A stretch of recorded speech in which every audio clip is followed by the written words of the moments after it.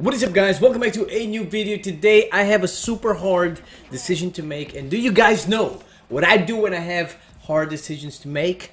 I drink some G Fuel and it makes everything better. I mean, hold on a second, let me oh my god, let me just take another sip. Oh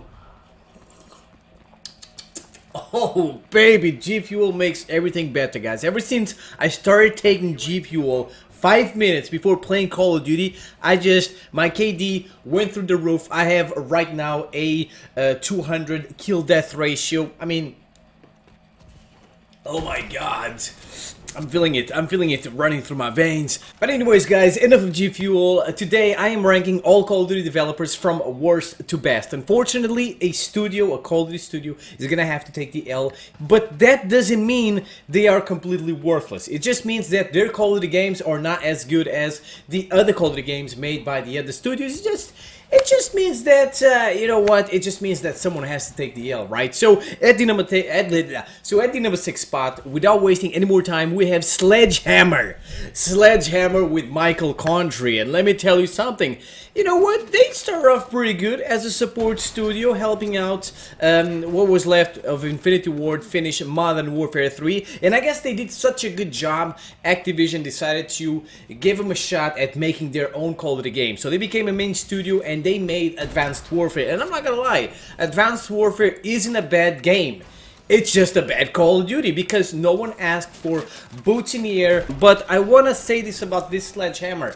They were the first studio to keep supporting a Call of Duty game after the new one was out. After Black Ops 3, I think, was out, they still kept putting new guns in the game, even though they were putting them pretty much in supply drops. I think, so they could make more money. But you know what? It's better than nothing. At least for the people that still played Advanced Warfare, that was a good thing. And then they made Call of Duty World War II, and right here, they had the chance to take Call of Duty back to its glory days. Boots on the ground, and they messed up. Sledgehammer messed up. World War II was the most boring game at launch I had ever played. I mean, not everything was bad. The potential was there. The problem is that Michael Condrey didn't want to update the game. He wanted to keep it super realistic, aka super boring, and that's why he left 4 months later after the game was out. The game was hated by everyone. The multiplayer was super boring. Kill streaks boring. Creator class boring.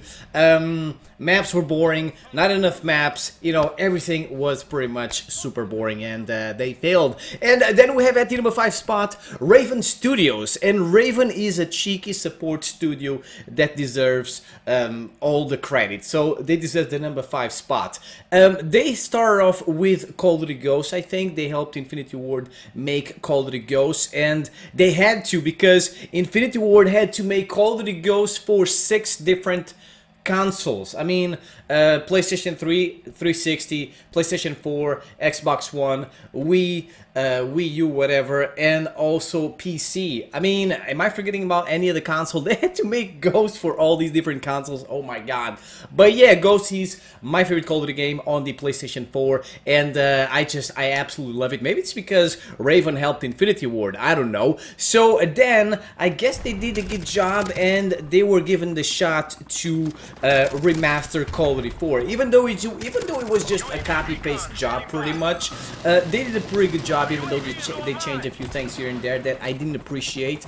I wanted it to be completely the same, but you know what? Overall, they did a good job, and then they helped Sledgehammer made the game mode War, and this is what saved Call of Duty World War II for the first 4 months. While the multiplayer was super boring, War was super fun. That's all I played. I love the cutscenes, I love the intros, the outros, the team play, the destruction, the vehicles that you can use. You cannot drive them, but you can be inside the vehicles, and it's pretty fun. It kind of feels a little bit like Battlefield. So that is what saved World War II for me in that period of time. I was like, oh my god, why does the game feel so boring and then War feels so good? This is why. It's because Raven was handling the War game mode. And then at the number 4 spot, we have Sledgehammer again, and we have Sledgehammer with Aaron Halon as the boss. So after Michael Condrey left, this guy took charge of Call of Duty World War II, and it's when we got the real World War II. So it went from being one of the most boring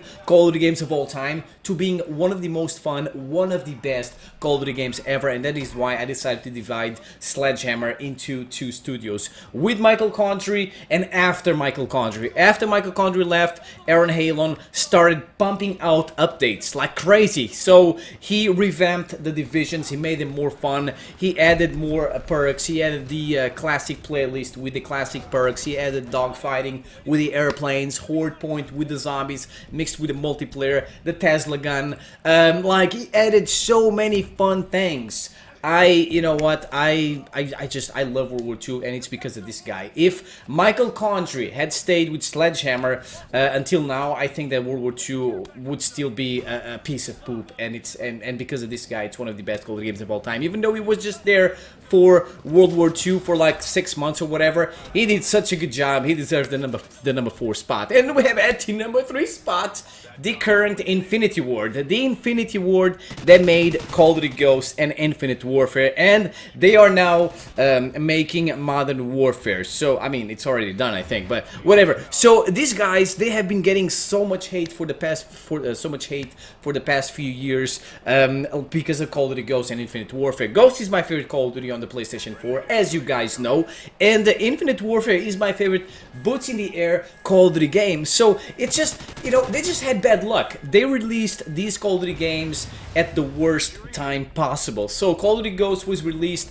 at a time when people were tired of the same old thing, boots on the ground Call of Duty game, kill streaks, whatever. They wanted something new. They were like, oh my god, Call of Duty is copy paste year after year, and it was after Call of Duty Ghosts that everything changed with Advanced Warfare. So if this Call of Duty had came out after, I don't know, Call of Duty 4, it would have been considered one of the best Call of Duty games of all time. It is one of the best Call of Duty games of all time. I love Call of Duty Ghosts. It is so freaking juicy, and as I said, Infinity Ward had to make this Call of Duty game for 6 different consoles, and with all that work, I think that they did a pretty good job. And then they made Infinite Warfare, another game that was, I mean, the game was not out yet, and everyone were hating this game already because people didn't want another boots in the air Call of Duty game. So at this point, when Infinite Warfare came out, people were tired of sweaty nerds high on G Fuel flying around with the scuff controllers. People didn't want that. People wanted Ghost 2.